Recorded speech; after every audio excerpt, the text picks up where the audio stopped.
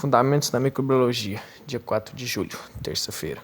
Vírus, viroides e prions. Os vírus são muito pequenos para serem vistos ao microscópio óptico e não se multiplicam fora de suas células hospedeiras. Por isso, embora as doenças causadas por vírus não sejam uma novidade, as partículas virais não puderam ser estudadas até o século XX. Em 1886, o químico holandês Adolf Meyer demonstrou que a doença do mosaico do tabaco, a DMT, era transmissível de uma planta doente para uma planta sadia. Em 1892, em uma tentativa de isolar a causa da DMT, o bacteriologista russo Dmitry Ivanovsky filtrou a seiva de plantas doentes em filtros de porcelana construídos para reter bactérias. Ele esperava encontrar um micróbio preso ao filtro. Ao contrário, constatou que o agente infeccioso havia passado através dos diminutos poros do filtro. Quando ele injetou o fluido filtrado em plantas sadias, elas contraíram a doença. A primeira doença humana associada com um agente filtrado foi a febre amarela. Os avanços nas técnicas de biologia molecular nos anos de 1980 e 1990 permitiram a identificação de vários novos vírus, incluindo o vírus da imunodeficiência humana, HIV, e o coronavírus associado à síndrome respiratória aguda severa, SARS. O vírus israelense da paralisia aguda tornou-se uma preocupação em 2006, quando dizimou cerca de 90% das abelhas polinizadoras em algumas colmeias. Características gerais dos vírus. Cerca de 100 anos atrás, os pesquisadores não poderiam imaginar a existência de partículas submicroscópicas, descrevendo então estes agentes infecciosos como fluido contagioso, do latim contagio vivo fluidum. Já em 1930, os cientistas começaram a utilizar a palavra vírus, que no latim significa veneno, para descrever estes agentes filtráveis. Todavia, a natureza dos vírus permaneceu obscura até 1935, quando Andrew Stanley, um químico norte-americano, isolou o vírus do mosaico do tabaco, tornando possível pela primeira vez o desenvolvimento de estudos químicos e estruturais como um vírus purificado. A invenção do microscópio eletrônico, aproximadamente na época, possibilitou sua visualização. A questão de os vírus serem organismos vivos ou não tem uma resposta ambígua. A vida pode ser definida como um conjunto complexo de processos resultantes da ação de proteínas codificadas por ácidos nucleicos. Os ácidos nucleicos das células vivas estão em atividade o tempo todo. Como são inertes fora das células vivas, os vírus não são considerados organismos vivos. No entanto, quando um vírus penetra uma célula hospedeira, o ácido nucleico viral torna-se ativo, ocorrendo a multiplicação viral. Sob esse ponto de vista, os vírus estão vivos quando se multiplicam dentro da célula hospedeira. Do ponto de vista clínico, os vírus podem ser considerados vivos por ser capazes de causar infecção e doença, assim como bactérias, fungos e protozoários patogênicos. Dependendo do ponto de vista, um vírus pode ser considerado um agregado especialmente complexo de elementos químicos ou um micro-organismo muito simples. Como então definimos um vírus? Originalmente, os vírus foram diferenciados de outros agentes infecciosos por serem muito pequenos e filtráveis, e por serem parasitas intercelulares obrigatórios, ou seja, requerem células hospedeiras vivas para se multiplicarem. Entretanto, essas duas propriedades são compartilhadas por determinadas bactérias pequenas como algumas riquetes. Os vírus e as bactérias são comparados na tabela 13. Sabe-se agora que as características que realmente distinguem os vírus estão relacionadas à sua organização estrutural, simples ao mecanismo de multiplicação. Dessa forma, os vírus são entidades que contêm um único tipo de ácido nucleico, DNA ou RNA, contém um invólucro proteico, às vezes recoberto por um envelope de lipídios, proteínas e carboidratos, que envolve o ácido nucleico. Multiplica-se no interior de células vivas, utilizando a maquinária de síntese celular. Induz a síntese de estrutura especializada na transferência do ácido nucleico viral para outras células. Os vírus possuem poucas ou mesmo nenhuma enzima própria para seu metabolismo. Por exemplo, não possuem enzimas para a síntese proteica e a geração de ATP.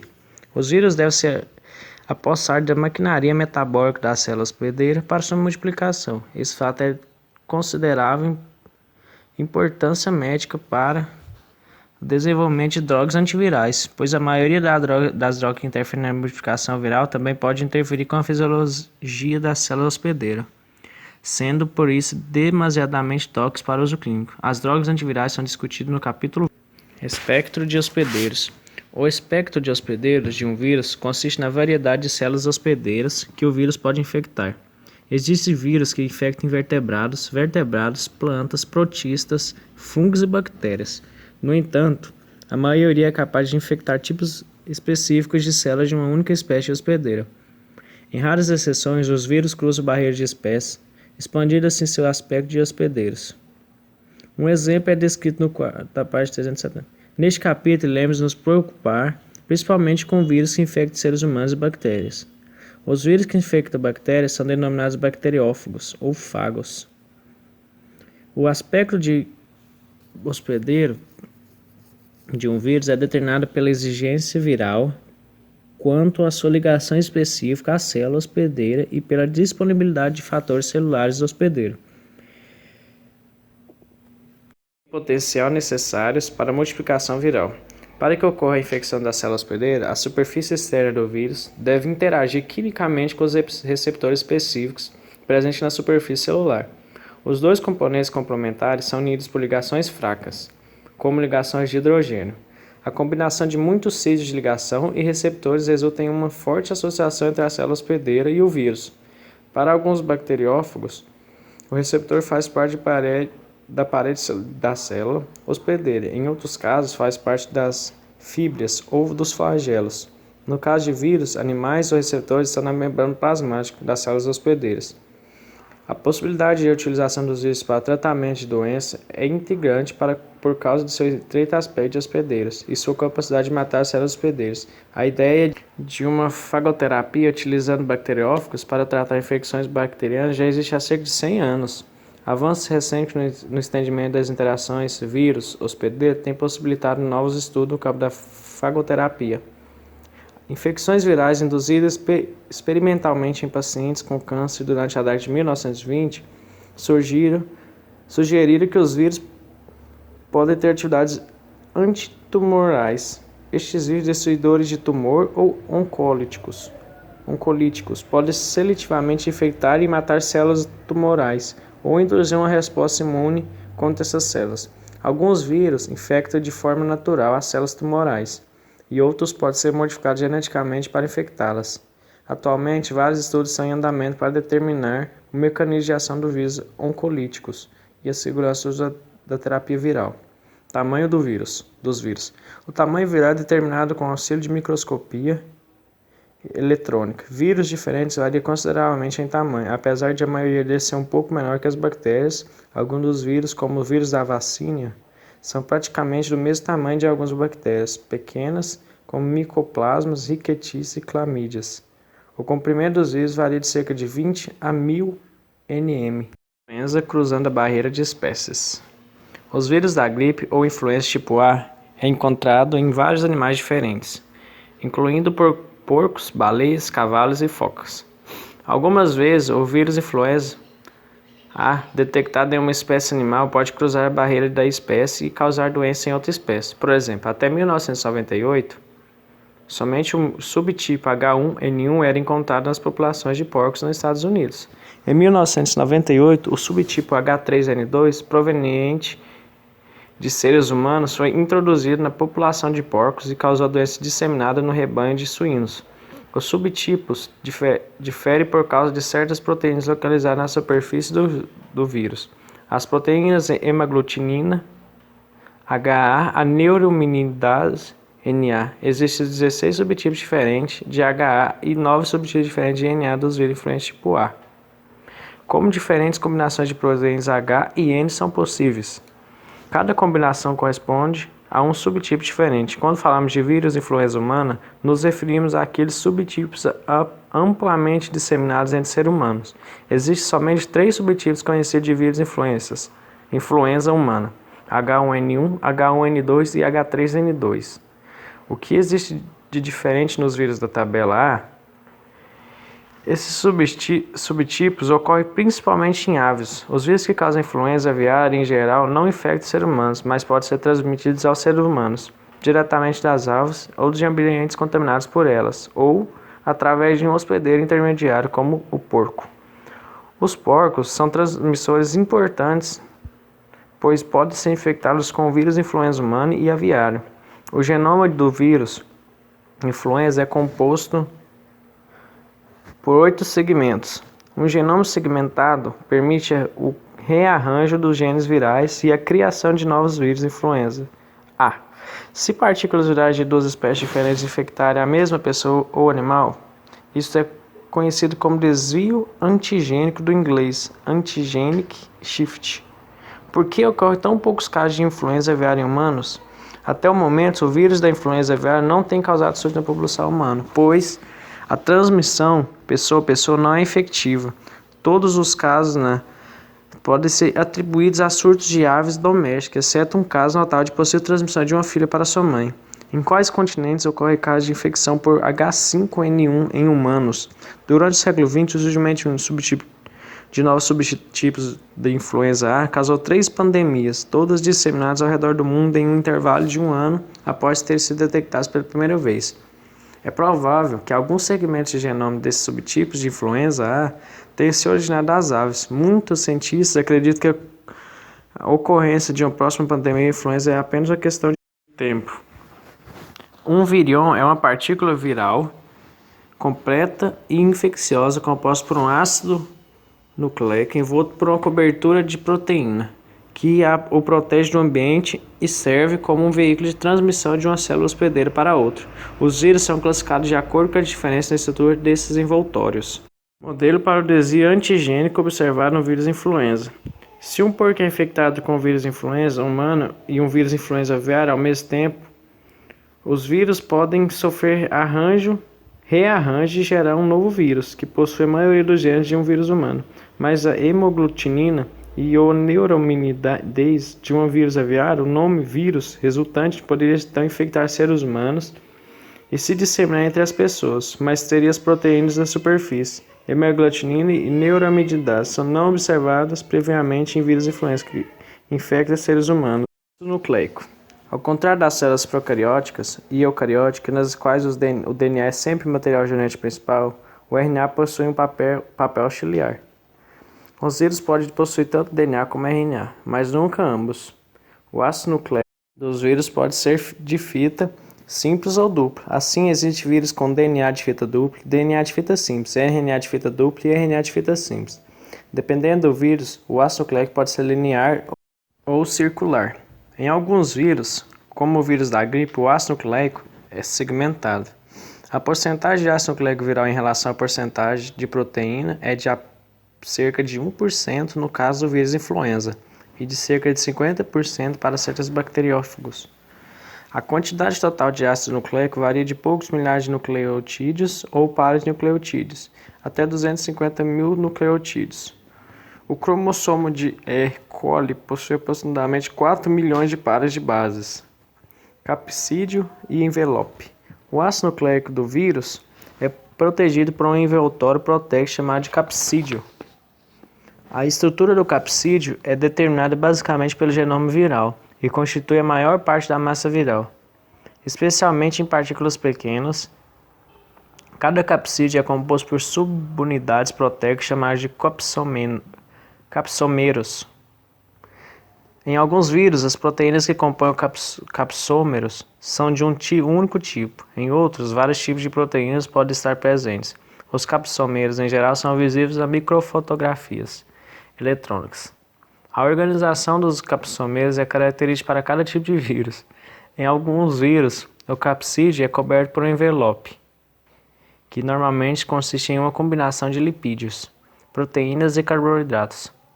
Alguns vírus animais são liberados da célula hospedeira por um processo de extrusão, no qual a partícula é envolvida por uma camada de membrana plasmática celular que passa a constituir o envelope viral. Em muitos casos, o envelope contém proteínas codificadas pelo genoma viral, juntamente com materiais derivados de componentes normais de células hospedeiras. Dependendo do vírus, os envelopes podem ou não apresentar espículas, constituídas por complexo carboidrato, proteína, que se protege na superfície do envelope. Alguns vírus se ligam à superfície da célula hospedeira através dessas espículas, que são tão características de muitos vírus que são usados na sua identificação. A capacidade determinada dos vírus, como o vírus da gripe, de agregar eritrócitos, está associada à presença das espículas. Esses vírus se ligam aos eritrócitos formando pontes entre eles. A agregação resultante é chamada de hemaglutinação e é a base para vários testes laboratoriais úteis. Os vírus cujos capsídeos não estão cobertos por um envelope são conhecidos como vírus não envelopados. Nesse caso, o capsídeo protege o ácido nucleico viral do ataque das nucleases presentes no fluidos biológicos e promove a ligação das partículas, as células suscetíveis. Quando o hospedeiro é infectado por um vírus, o sistema imune é estimulado a produzir anticorpos, proteínas que reagem com as proteínas de superfície do vírus.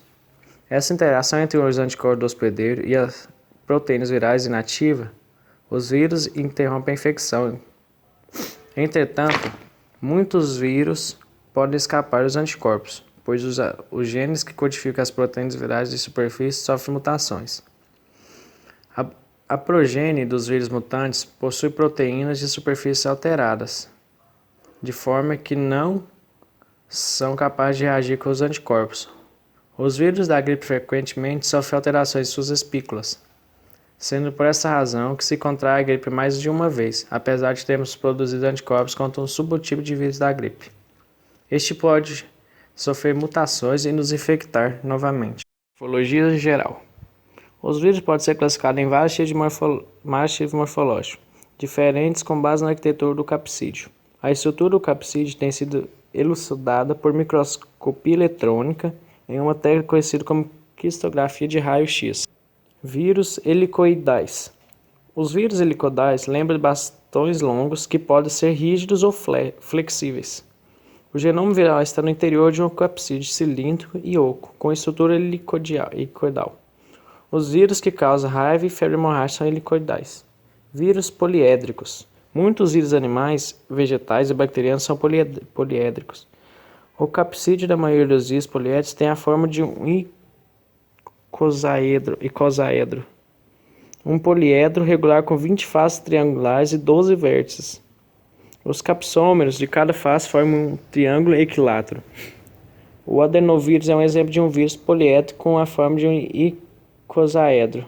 O poliovírus também é icosaédrico. Vírus envelopados. Como mencionado anteriormente, o capsídeo de alguns vírus é coberto por um envelope. Os vírus envelopados são relativamente esféricos. Os vírus helicoidais e poliédricos envoltos por um envelope são denominados vírus helicoidais envelopados ou vírus poliédricos envelopados. Um exemplo de vírus helicoidal envelopado é o vírus influenza.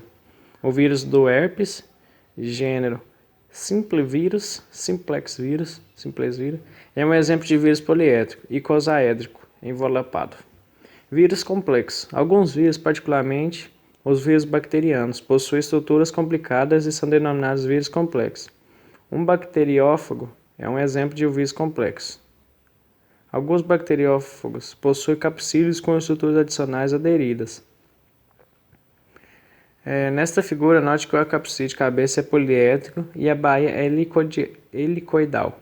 A cabeça contém o genoma viral. Mais adiante neste capítulo serão descritas as funções de outras estruturas, como a bainha, as fibras da cauda, a placa e o pino. Os pós-vírus são outro exemplo de vírus complexos que não possuem capsídeos claramente definidos, mas apresentam várias coberturas ao redor do genoma viral. Taxonomia dos vírus. Da mesma maneira que precisamos de categorias taxonômicas para plantas, animais e bactérias, necessitamos de taxonomia viral para nos auxiliar e organizar e entender novos organismos descobertos. A classificação mais antiga do vírus tem como base a sintomatologia, como a das doenças que afetam o sistema respiratório. Esse sistema é conveniente, mas não é aceitável cientificamente, porque o mesmo vírus pode causar mais de uma doença dependendo do tecido afetado. Além disso, esse sistema agrupa artificialmente vírus que não infectam seres humanos. Os virologistas começaram a tratar do problema da taxonomia viral em 1966, com a criação do Comitê Internacional de Taxonomia Viral, CITV. Desde então, o CITV tem agrupado os vírus em famílias com base 1, no tipo de ácido nucleico viral, na estratégia de replicação e na morfologia. O sufixo vírus é usado para os gêneros, enquanto a família de vírus recebe o sufixo viridae e as ordens o sufixo aeres. No uso formal, os nomes das famílias e dos gêneros são usados de seguinte maneira: família Herpesviridae, gênero Simplex vírus, vírus do Zerpelman tipo 2.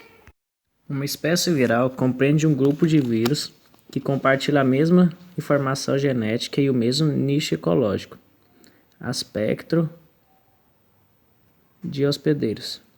Epitetos específicos não são utilizados para os vírus. Dessa forma, as espécies virais são designadas por nomes descritivos vulgares, como vírus da imunodeficiência humana, HIV, e as subespécies, se existirem, são designadas com o número HIV1. Isolamento, cultivo e identificação de vírus. O fato de os vírus não poderem se multiplicar fora de uma célula viva complica a detecção, a quantificação e a identificação. Os vírus não se multiplicam em meios de cultura quimicamente sintéticos, devendo estar obrigatoriamente associados a células vivas. As plantas dos animais são de manutenção difícil e dispendiosa, e os vírus patogênicos que se multiplicam somente em primatas superiores ou em hospedeiros humanos trazem complicações adicionais. No entanto, os vírus cujos hospedeiros são as células bacterianas, bacteriófagos, multiplicam-se mais facilmente em culturas bacterianas. Essa é uma razão pela qual a maior parte do nosso conhecimento sobre a multiplicação viral provém do estudo dos bacteriófagos. O cultivo de bacteriófagos em laboratório. Os bacteriófagos podem se multiplicar tanto em culturas bacterianas em meio líquido, em suspensão, quanto em meio sólido. O meio sólido torna possível o uso do método da contagem da placa de Lies para a detecção e a quantificação das partículas virais. Uma amostra de bacteriófagos é misturada com as bactérias em agar fundido.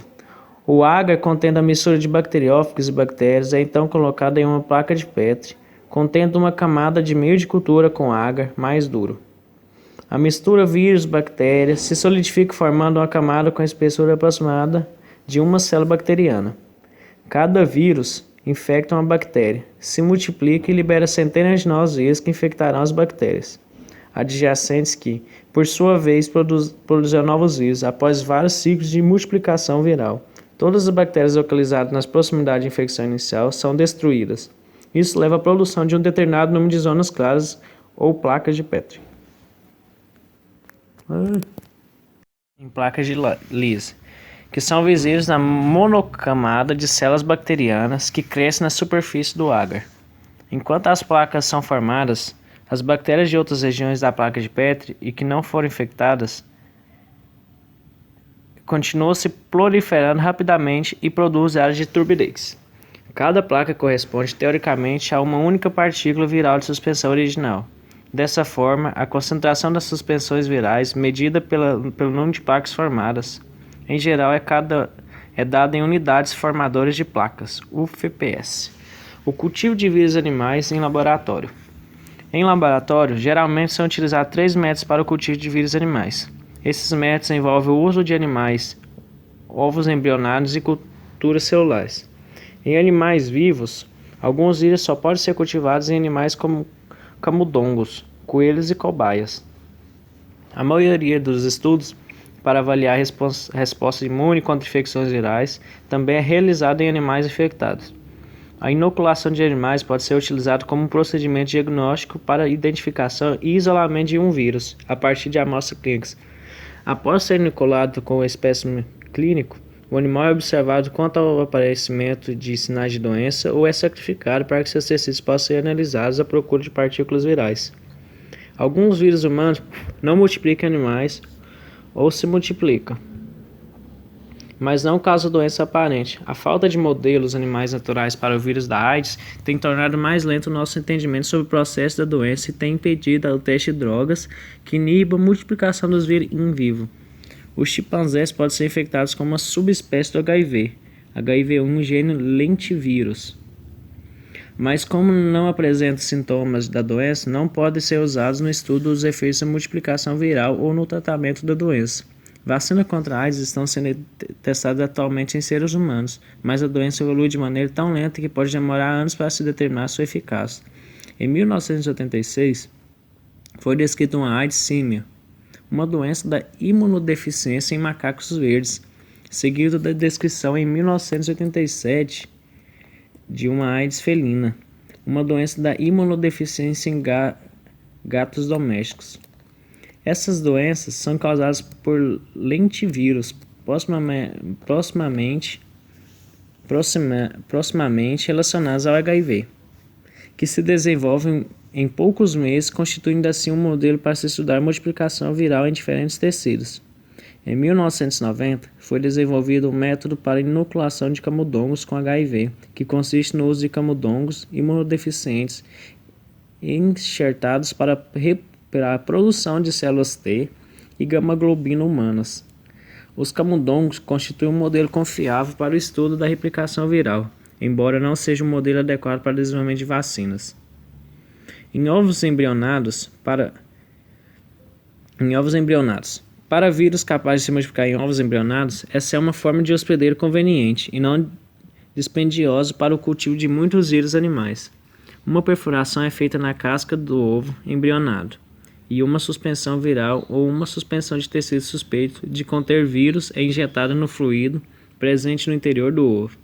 O ovo contém várias membranas e o vírus também pode ser injetado próximo da membrana mais adequada à sua multiplicação. A multiplicação viral se manifesta pela morte do embrião, por danos às células embrionárias ou pela formação de lesões típicas nas membranas. Esse método já foi um dos mais utilizados para o isolamento e a multiplicação viral, sendo ainda usado na produção de vírus para algumas vacinas, e por isso que poderão nos perguntar, antes de sermos vacinados, se somos alérgicos a ovo, pois proteínas do ovo podem estar presentes nessas separações de vacinas. As reações de alergia serão discutidas no capítulo. Em culturas de células, as culturas de células têm substituído os ovos embrionados como meio de cultivo, preferido para muitos vírus. As culturas de células consistem em células que se dividem em meio de cultura em laboratório. É mais conveniente trabalhar com cultivos celulares do que com animais ou ovos embrionários, pois em geral os cultivos constituem coleções mais homogêneas de células e podem ser propagados e manipulados da mesma forma que as culturas bacterianas. A obtenção de uma linhagem celular é iniciada com o tratamento enzimático de fragmentos do tecido animal para a separação das células. As células isoladas são suspensas em uma solução com pressão osmótica, nutrientes e fatores de crescimento necessários ao seu desenvolvimento. As células normais tendem a aderir ao recipiente de plástico ou vidro e se reproduzem formando uma monocamada. A infecção viral dessa monocamada muitas vezes causa sua destruição à medida que os vírus se multiplicam. Essa destruição celular é denominada efeito citopático. Ilustrado. O SCP pode ser detectado e quantificado da mesma forma que as placas de Lise, produzidas por bacteriófagos em monocamadas de bactérias, sendo informado como o FP. Os vírus podem se multiplicar em células de linhagem primária ou contínua. As células de linhagem primária, derivadas de fragmentos de tecidos, tendem a morrer após poucas gerações. Determinadas linhagens celulares, denominadas linhagens diploides, derivadas de embriões humanos, podem manter-se por cerca de 100 gerações e são amplamente utilizadas para a multiplicação de vírus, que requerem hospedeiros humanos. Linhagens como essas são utilizadas para o cultivo do vírus da raiva na produção de uma vacina antirrábica chamada de vacina humana diploide. As células da linhagem contínua são utilizadas na multiplicação rotineira de vírus em laboratório. São células transformadas ou cancerígenas, aquelas que podem ser mantidas por um número indefinido de gerações, sendo às vezes chamadas de linhagens imortais. Veja a discussão sobre transformação. Uma dessas linhagens, a célula HLA, foi isolada do câncer de uma mulher, Henrietta Lacks, falecida em 1951. Após anos de cultivo em laboratório, muitas dessas linhagens perderam quase todas as suas características originais. Mas essas alterações não interferiram no seu uso para multiplicação viral, apesar do sucesso do cultivo celular do isolamento e na multiplicação dos vírus. Ainda existem alguns vírus que nunca poderão ser cultivados com sucesso por meio desses métodos. A ideia do cultivo celular data do final do século XIX, mas só se tornou uma técnica laboratorial após o desenvolvimento dos antibióticos nos anos subsequentes à Segunda Guerra Mundial. O principal problema relacionado com o cultivo celular é que as células devem ser mantidas livres de contaminação microbiana. A manutenção de lajes celulares requer pessoal treinado, com experiência considerável e trabalhando em tempo integral. Devido a essas dificuldades, a maioria dos laboratórios hospitalares e muitos laboratórios de saúde pública não isolam nem identificam os vírus. Em vez disso, as amostras são enviadas para laboratórios de referência especializados nessas funções. Identificação viral. A identificação de um isolado viral não é tarefa fácil. Para começar, os vírus só podem ser vistos com o auxílio de um microscópio eletrônico. Os métodos sorológicos, como o Western blotting, são os métodos de identificação mais comumente utilizados. Nesses testes, os vírus é detectado e identificado por sua reação com anticorpos. Os anticorpos serão discutidos com detalhes e alguns destes imunológicos para identificação viral. A observação dos efeitos citopláticos também é útil para a identificação dos vírus. Os virologistas podem identificar e caracterizar os vírus por métodos moleculares modernos, como o uso de poliformismos de tamanho de fragmentos de restrição e da reação em cadeia de polimerase.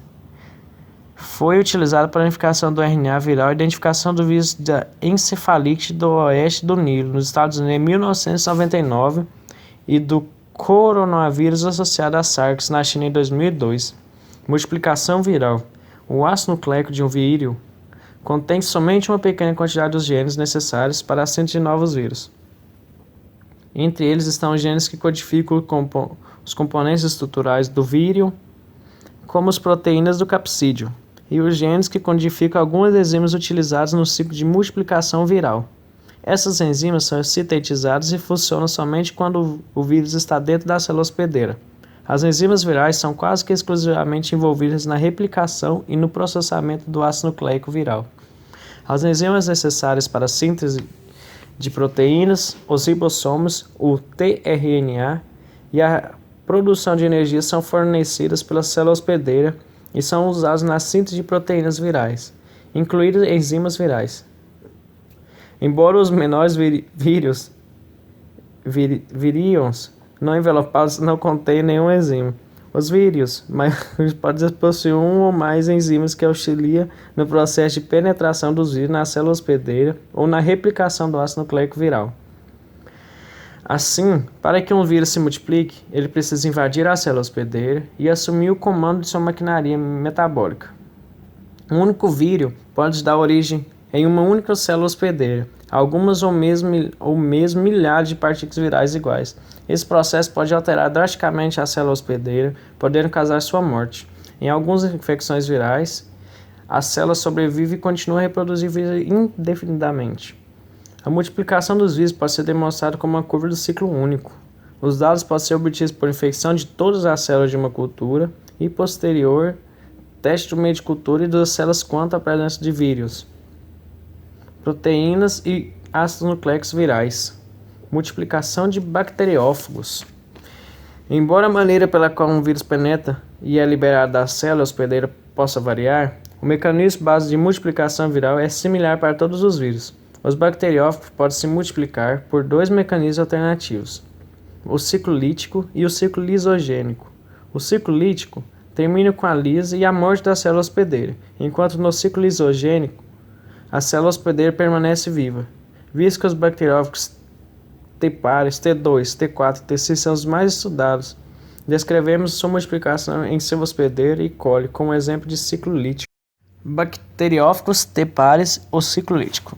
Os vírus dos bacteriófagos T. pares são grandes, complexos e não envelopados com uma estrutura característica de cabeça e cauda. O tamanho de seu DNA corresponde a apenas cerca de 6% do DNA de uma bactéria, E. coli. Ainda que esse DNA seja suficiente para decodificar mais de 100 genes, o ciclo de multiplicação desses vírus, assim como de todos os outros vírus, ocorre em 5 etapas distintas: absorção, penetração, biossíntese, maturação e liberação. A absorção.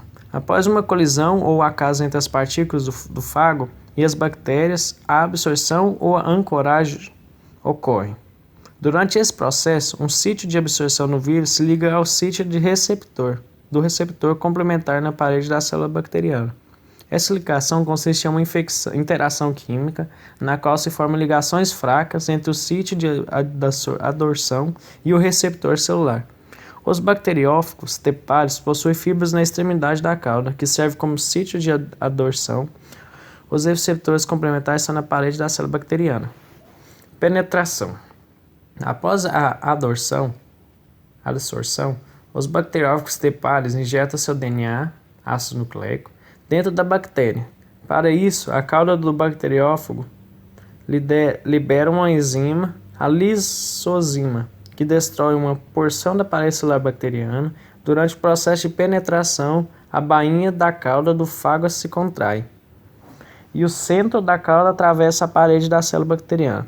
Quando o centro alcança a membrana plasmática, o DNA da cabeça do fago penetra na bactéria, passando através do lúmen da cauda e da membrana plasmática.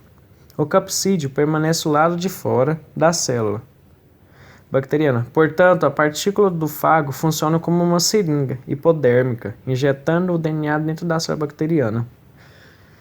Biossíntese. Assim que o DNA do bacteriófago alcança o citoplasma da célula hospedeira, ocorre a biossíntese do ácido nucleico e das proteínas virais. A síntese proteica do hospedeiro é interrompida pela degradação do seu DNA, induzido pelo vírus, pela ação de proteínas virais que interferem com transcrição ou pela inibição de tradução. Inicialmente, o fago utiliza várias enzimas e nucleotídeos da célula hospedeira para sintetizar cópias do seu DNA. Logo a seguir, tem início a biossíntese das proteínas virais. Todo o RNA transcrito na célula corresponde a mRNA, transcrito a partir do DNA do fago para a síntese de enzimas virais e das proteínas do capsídeo viral. Os ribossomos, as enzimas e os aminoácidos das células hospedeira são usados na tradução. Durante o ciclo de multiplicação do fago, o controle gênico regula a transcrição de regiões diferentes do DNA. Por exemplo, mensagens precoces são traduzidas em proteínas virais precoces, que são as enzimas usadas na síntese do DNA do fago. Da mesma forma, mensagens tardias são traduzidas em proteínas tardias, utilizadas na síntese do capsídeo viral. Por um período de vários minutos após a infecção, fagos completos não são encontrados na célula hospedeira, somente componentes isolados, DNA e proteína, podem ser detectados. Esse período é multiplicação viral, no qual vírus completos infectivos ainda não estão formados. É denominado período de eclipse.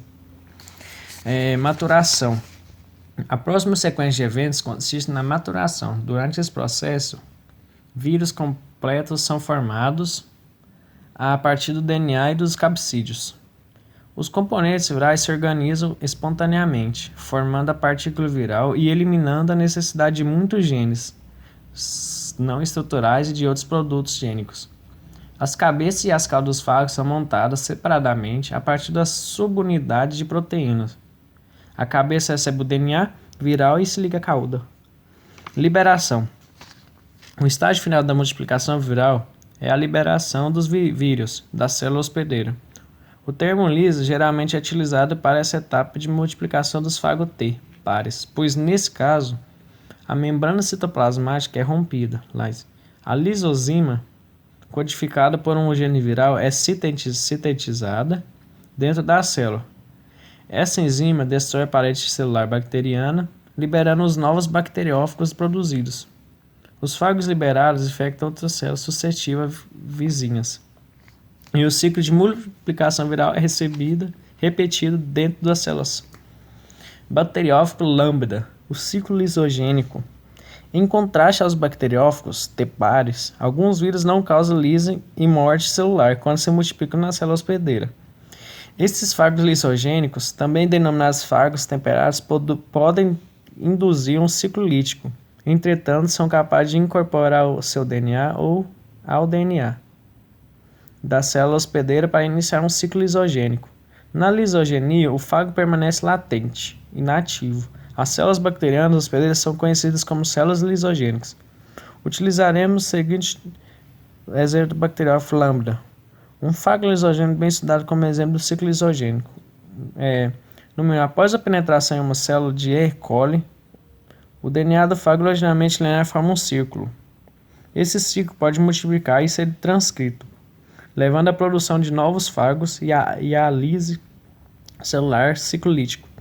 Alternativamente, o ciclo pode se recombinar com o DNA bacteriano circular e se tornar parte dele, ciclo lisogênico. O DNA do fago inserido na célula passa a ser chamado de profago.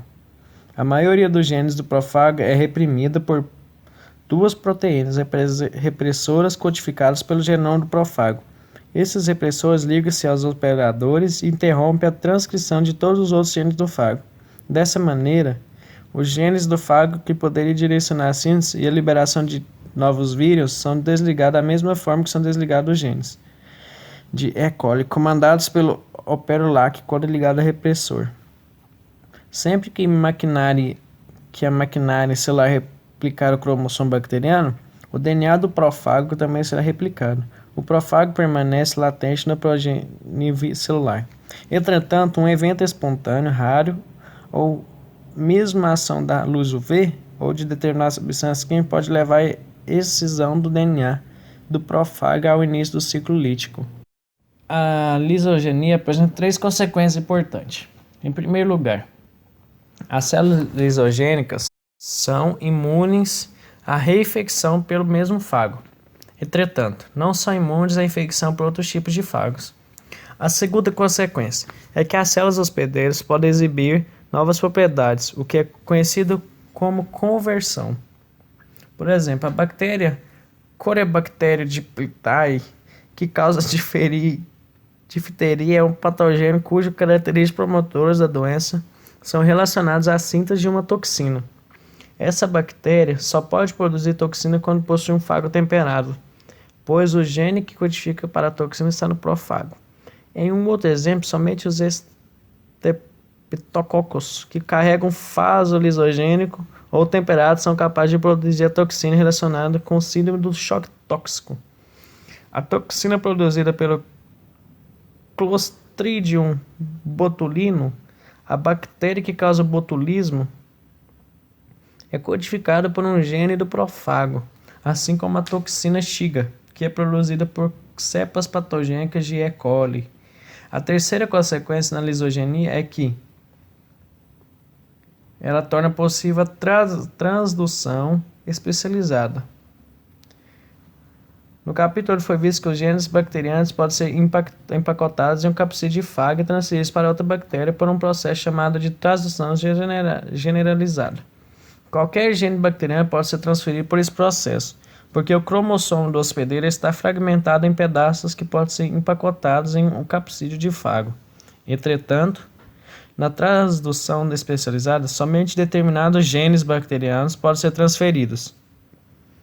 A transdução especializada é mediada por um fago lisogênico, que empacota o DNA bacteriano junto ao seu próprio DNA. No mesmo capsídeo, quando um profago é exarcido do cromossomo bacteriano, genes adjacentes de ambos os lados podem permanecer ligados ao DNA do fago. O bacteriófago da lambda carrega de seu hospedeiro galactose positivo. O gene GAL, responsável pela fermentação de galactose, o fago transfere esse gene para uma célula galactose negativa, tornando-se a galactose positiva.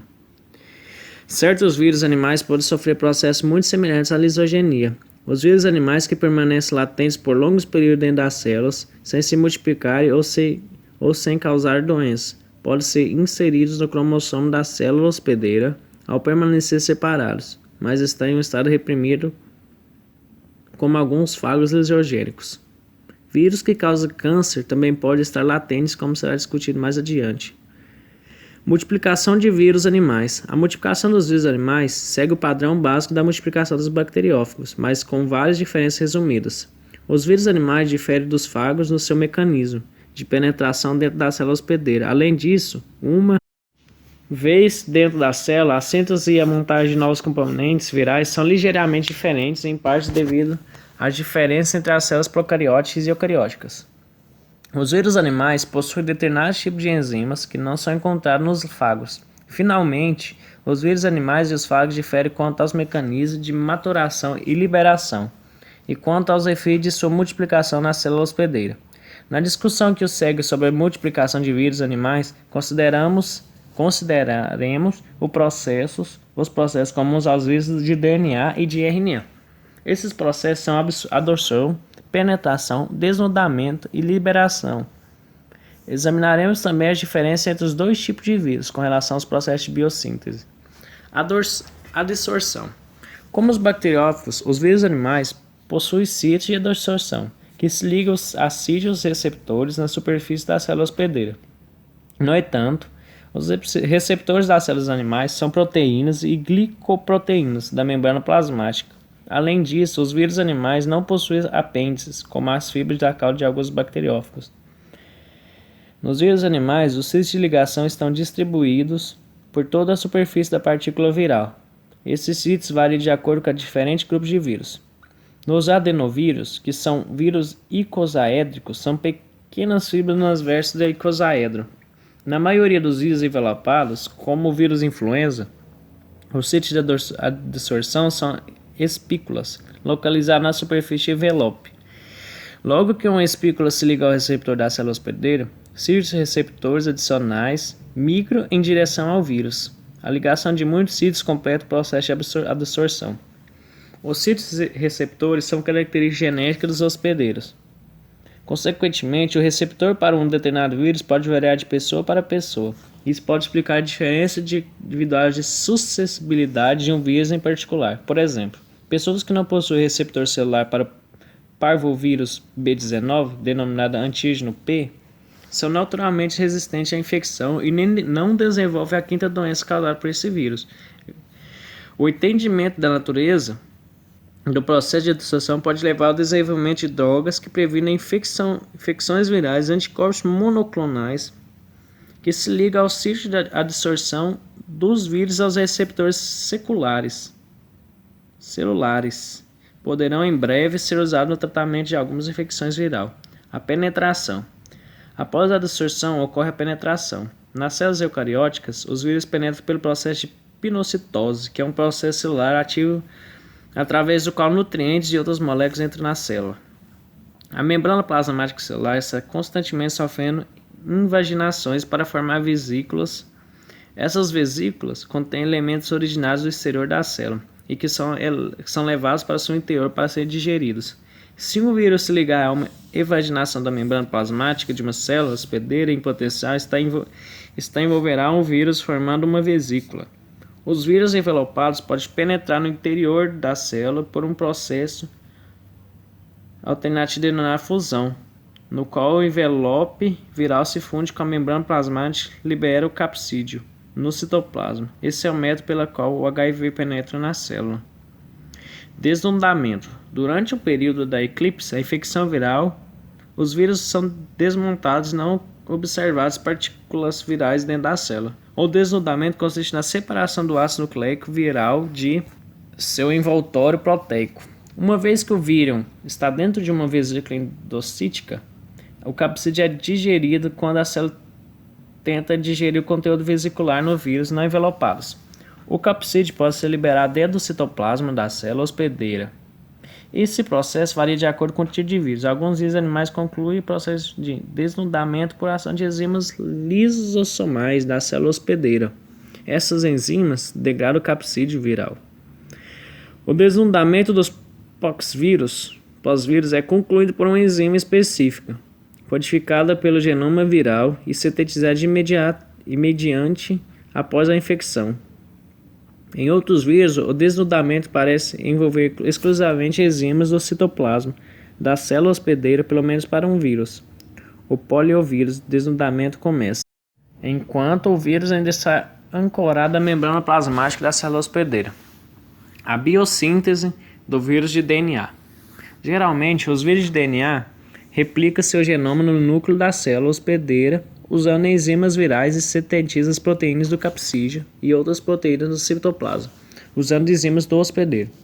As proteínas migram, então, para o núcleo e são reunidas com o DNA, recém-sintetizado para formar os novos vírus.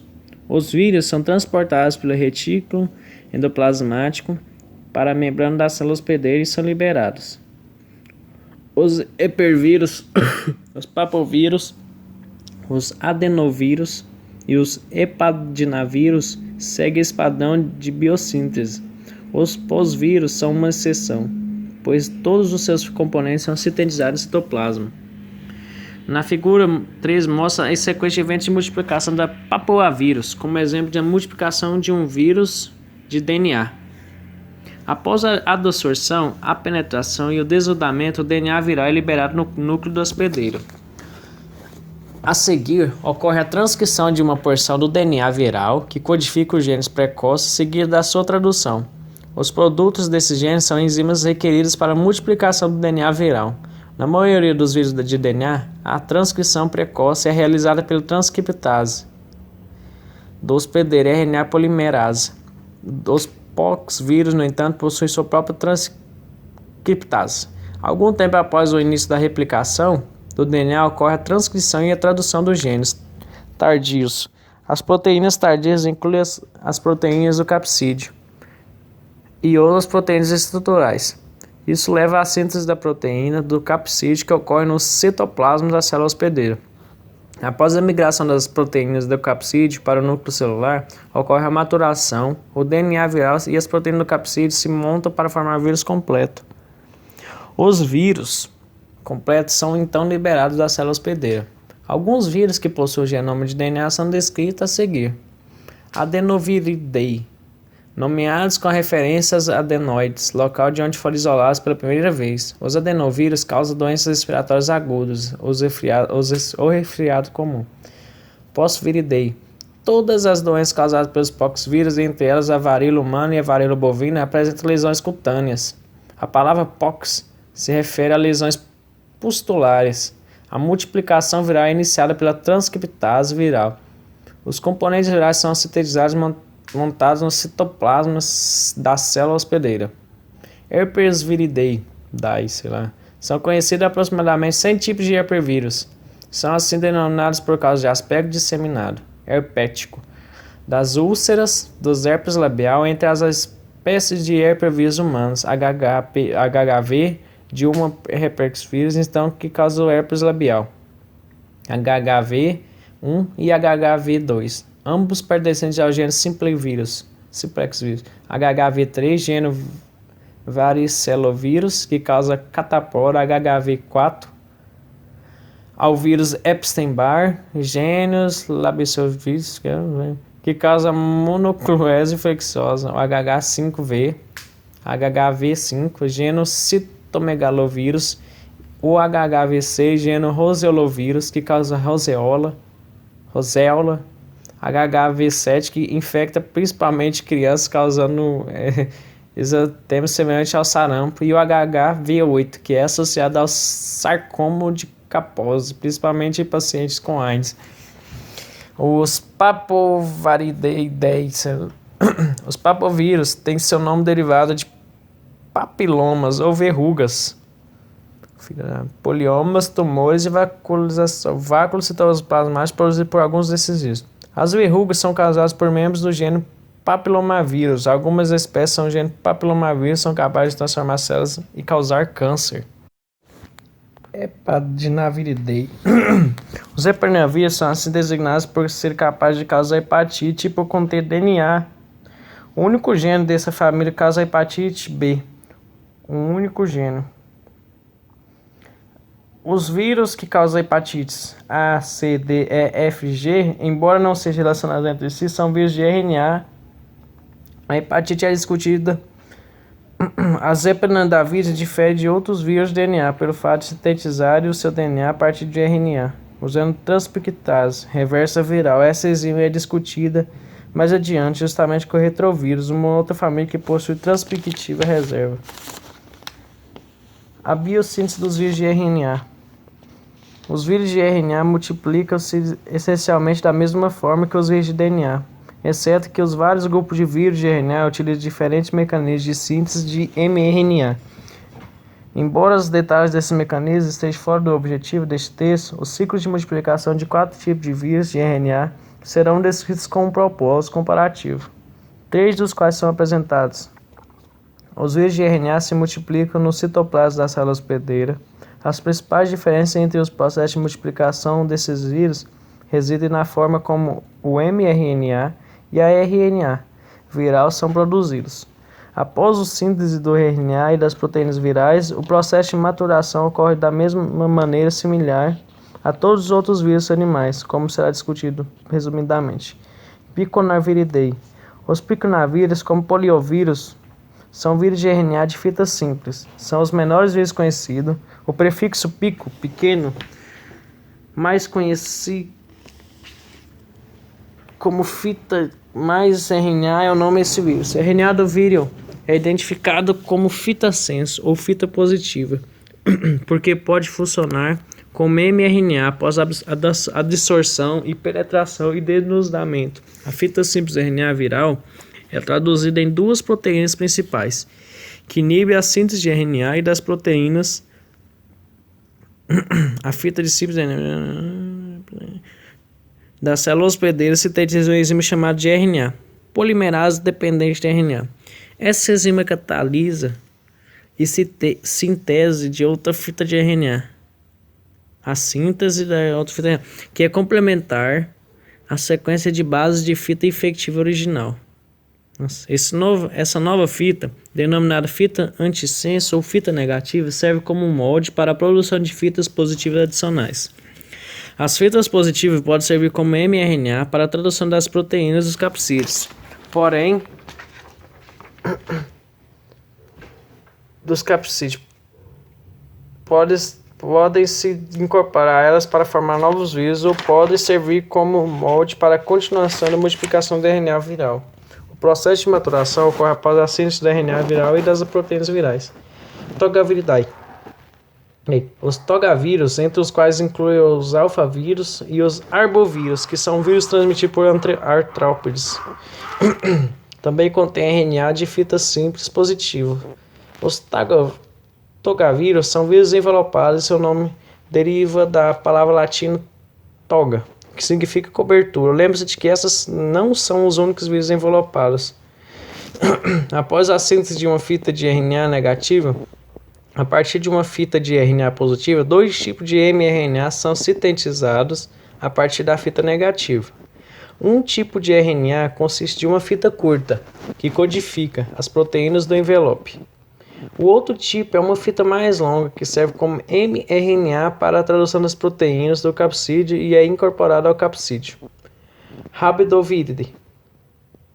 Os rabidovírus, como os vírus da raiva, gênero Lassa-vírus, geralmente possuem a forma de um projétil.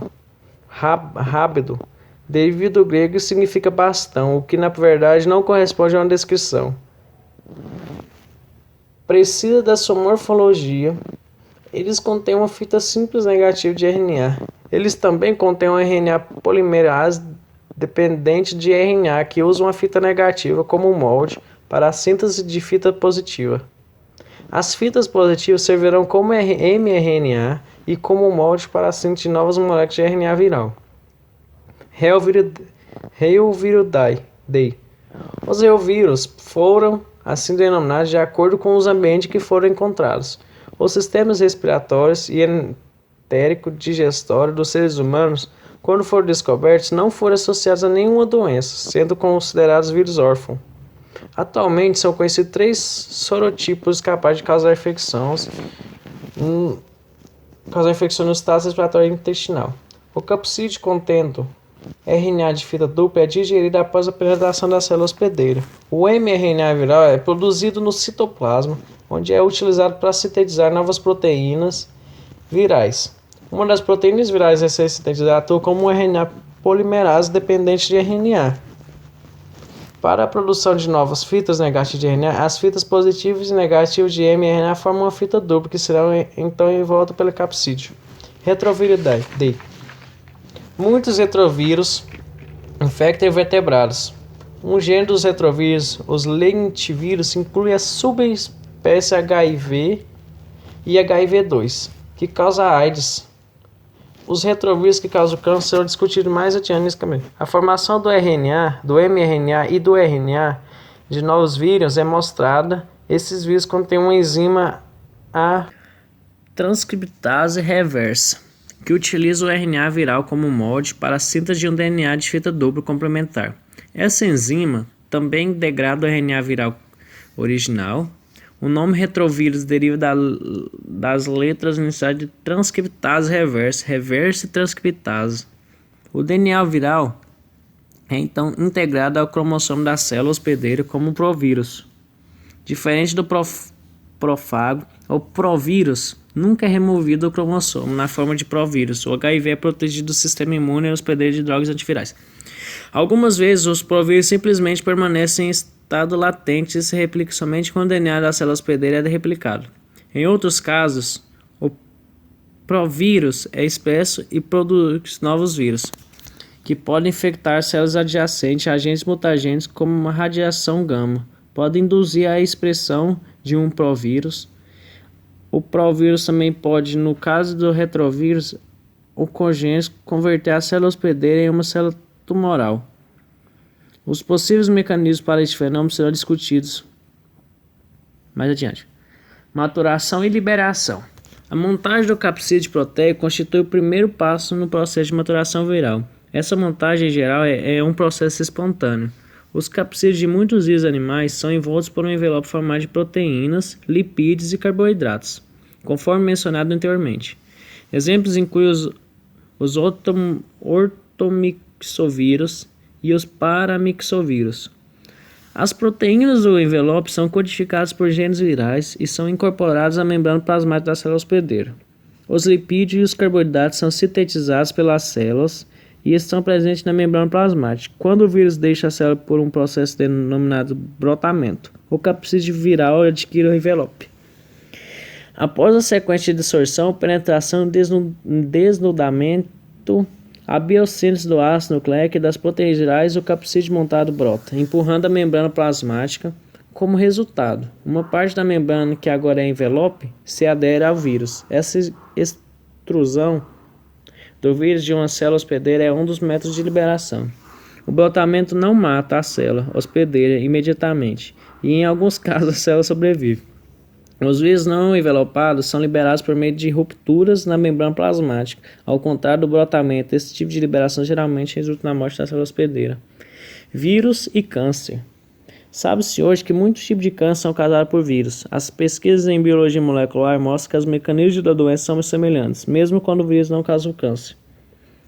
A relação entre câncer e vírus foi inicialmente demonstrada em 1908, quando o virologista William Wellerman e Olaf Beng, trabalhando na Dinamarca, tentaram isolar o vírus causador da leucemia aviária. Eles descobriram que a leucemia podia ser transmitida para aves sadias por meio de filtrados livres de células que continham o vírus. 3 anos depois, Firrey Peyton Rose, trabalhando no Instituto Rockefeller em Nova York, descobriu que um sarcoma de galinhas, câncer do tecido conjuntivo, podia ser transmitido de maneira similar. Os adenocarcinomas induzidos por vírus, câncer do tecido epitelial glandular, foram descobertos em 1936. Em camundongos. Nessa época foi claramente demonstrado que tumores de glândula mamária de camundongos eram transmitidos das mães para as crias através do leite materno. Um vírus capaz de causar câncer em seres humanos foi descoberto e isolado em 1972 pela bacteriologista norte-americana Sarah Stewart. A origem viral do câncer pode muitas vezes não ser reconhecida por várias razões. Primeiro, a maioria das partes de alguns vírus é infectiva, mas não causa câncer. Segundo, o câncer pode se desenvolver somente muito tempo após a infecção viral. Terceiro, o câncer não parece ser contagioso, como ocorre em muitas doenças virais. Transformação de células normais em células tumorais. E quase tudo que pode alterar a matéria genética de uma célula eucariótica tem o potencial de transformar uma célula normal em uma célula cancerosa. Essas alterações que causam câncer afetam parte do genoma chamado de oncogenes. Os oncogenes foram identificados pela primeira vez em vírus causadores de câncer e foram considerados parte do genoma viral normal. No entanto, os microbiologistas norte-americanos John Mitchell Bishop e Harold Vermes receberam o Prêmio Nobel de Medicina em 1989 por ter provado que os genes indutores do câncer transmitidos pelos vírus são na verdade derivados de células animais. Bishop e Vermes mostraram que o gene SRC, causador de câncer encontrado no vírus de sarcoma virário, é derivado de uma parte normal do genoma das galinhas. Os oncogenes podem ser ativados para o funcionamento anormal por uma variedade de agentes, incluindo químicos mutagênicos, radiação de alta energia e vírus. Os vírus capazes de induzir tumores em animais são chamados de vírus oncogênicos ou onconvírus. Sabe-se que aproximadamente 10% dos casos do câncer são causados por vírus. Uma característica marcante de todos os vírus oncogênicos é que seu material genético se integra ao DNA da célula hospedeira, replicando juntamente com os cromossomos celulares. Esse mecanismo é semelhante ao fenômeno da lisogenia nas bactérias, podendo alterar a mesma maneira de característica da célula hospedeira. As células tumorais sofrem transformação, isto é, adquirem propriedades que são distintas daquelas das células não infectadas ou daquelas infectadas, mas que não formam tumores. Após serem transformadas pelo vírus, algumas células tumorais passam a expressar um antígeno vírus específico chamado de antígeno de transplante de tumor específico, TSTA, de tumor specific transplante antigen. Em sua superfície há também no núcleo chamado de antígeno T. As células transformadas tendem a ser menos arredondadas do que as células normais e tendem a exibir determinadas anormalidades cromossômicas, como o número anormal de cromossomos e cromossomos fragmentados. Vírus de DNA oncogênicos. Os vírus oncogênicos fazem parte de inúmeras famílias de vírus com genoma DNA. Essas famílias incluem Adenoviridae, Herpes viridae, Pox viridae, Papoviridae, Hepadinaviridae, entre as papovírus. O papilomavírus causa câncer uterino cervical. Quase todos os casos de câncer cervical são causados pelo papilomavírus humano, HPV, de humano papilomavírus. O HPV-16 papilomavírus é responsável por cerca da metade de todos os casos de câncer cervical.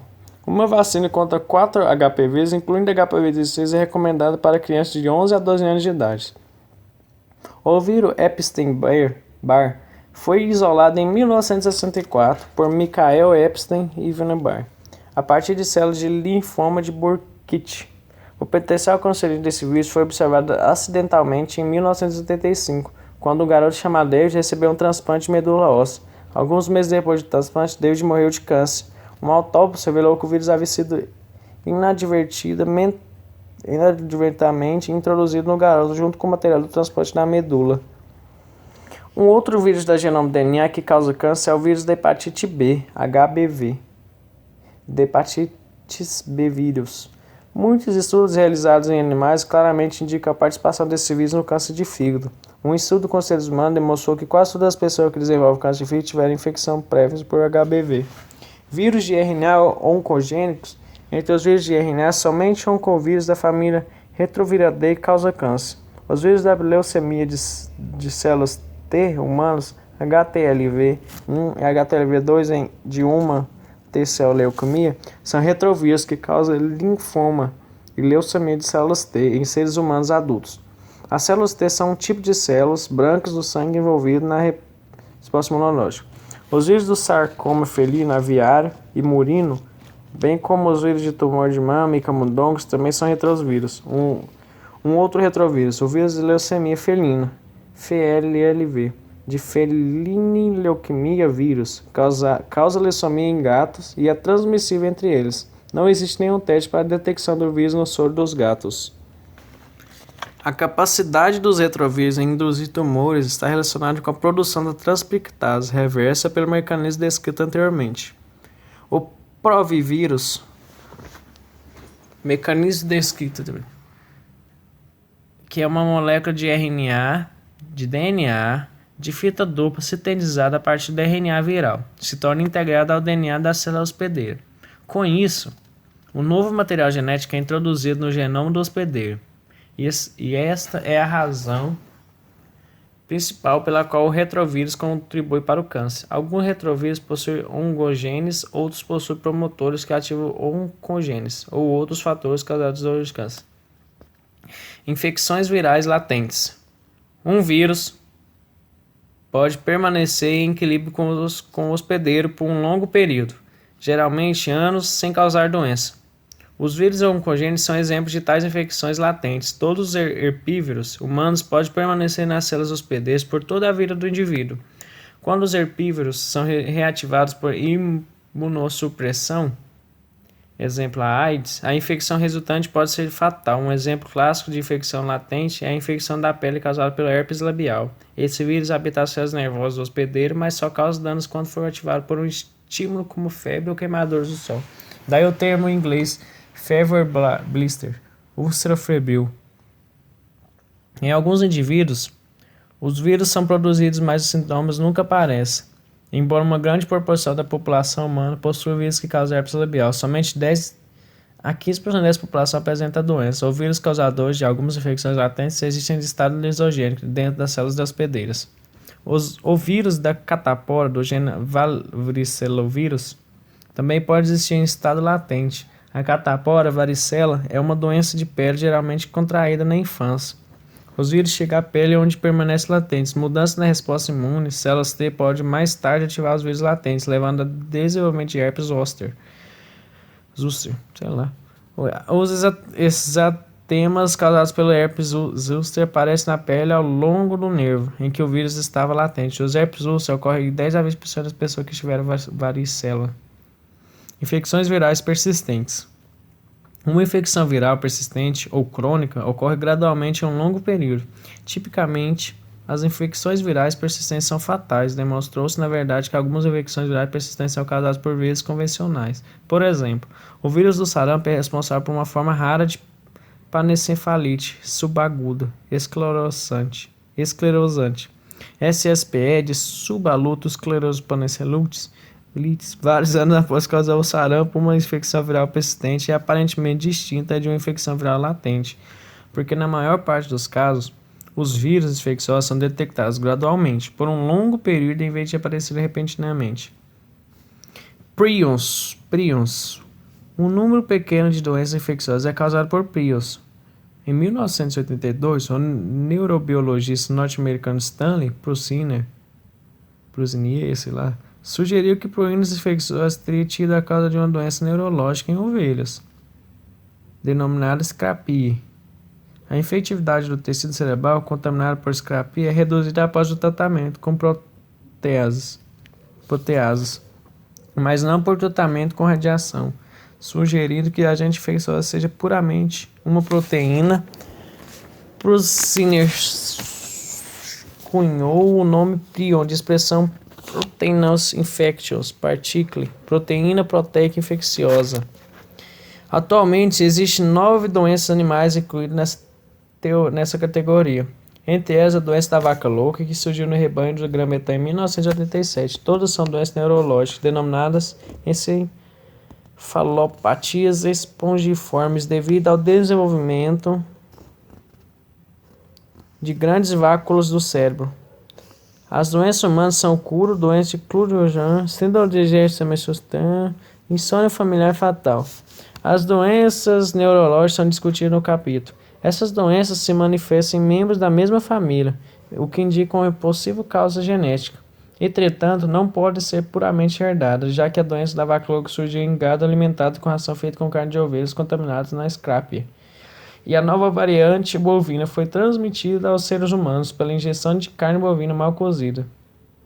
Além disso, CJD foi transmitido por tecido nervoso transplantado e por instrumentos cirúrgicos contaminados. Essas doenças são causadas por uma glicoproteína normal do hospedeiro denominado PRPC, de proteína prion celular, que é convertida em uma forma infecciosa denominada PRP, de proteínas Scrapie. O gene que codifica para a proteína PRP se localiza no cromossomo 20 em seres humanos, evidenciar que a proteína PRP esteja envolvida na regulação da morte celular. Uma hipótese para explicar um agente infeccioso que não possui ácido nucleico pode se replicar e apresentada. A causa real do dano celular não é conhecida. Os fragmentos das moléculas do PRP se acumulam no cérebro, formando placas. Essas placas são usadas para diagnóstico post-mortem, mas não para vencer a causa do dano celular. Vírus de plantas e viroides. Os vírus de plantas se parecem em muitos aspectos com os vírus animais. Os vírus de plantas são morfologicamente similares aos vírus animais e possuem ácidos nucleicos semelhantes. De fato, alguns vírus de plantas podem se multiplicar dentro das células de insetos. Esses vírus causam muitas doenças em culturas de grãos, economicamente importantes como feijão, vírus do mosaico do feijão, milho e cana-de-açúcar. E na batata, vírus do nanismo amarelo da batata. O vírus pode causar mudanças de coloração, crescimento, definhamento e interrupção do crescimento das plantas hospedeiras. Alguns hospedeiros, no entanto, permanecem sem sintomas e atuam somente como reservatório de infecção. As células vegetais normalmente não protegidas da doença pela parede celular impermeável, os vírus para entrar através de abrasões ou serem introduzidos juntamente a parasitas de planta, como os nematóides, os fungos e, mais frequentemente, os insetos que sugam a seiva da planta. O pólen ou a semente de uma planta infectada pode disseminar a infecção para outras plantas. Em laboratórios, os vírus de plantas são cultivados em protoplastos, células vegetais cuja parede celular foi removida e em culturas de células de insetos. Algumas doenças de plantas são causadas por viroides, pedaços pequenos de RNA com cerca de 30 a 400 nucleotídeos, somente e sem qualquer envoltório proteico. Os nucleotídeos em geral são pareados internamente, de forma que a molécula possui uma estrutura tridimensional fechada e dobrada, o que provavelmente protege do ataque dos enzimas celulares. Esse RNA não codifica para nenhuma proteína. Até agora, os viroides têm sido identificados como patogênios exclusivos de plantas. Infecções por viroides, como o viroide do tubérculo, afiliado da batata, resultam em perdas anuais de milhões de dólares em danos causados às lavouras. Pesquisas atuais revelaram a similaridade entre as sequências de bases de viroide de introns, recorde que introdução é consequência de material genético que não codifica polipeptídeos. Essa observação tem conduzido à hipótese de que os viroides teriam evoluído dos introns, levando à especulação de que no futuro o pesquisador poderia descobrir viroides de animais.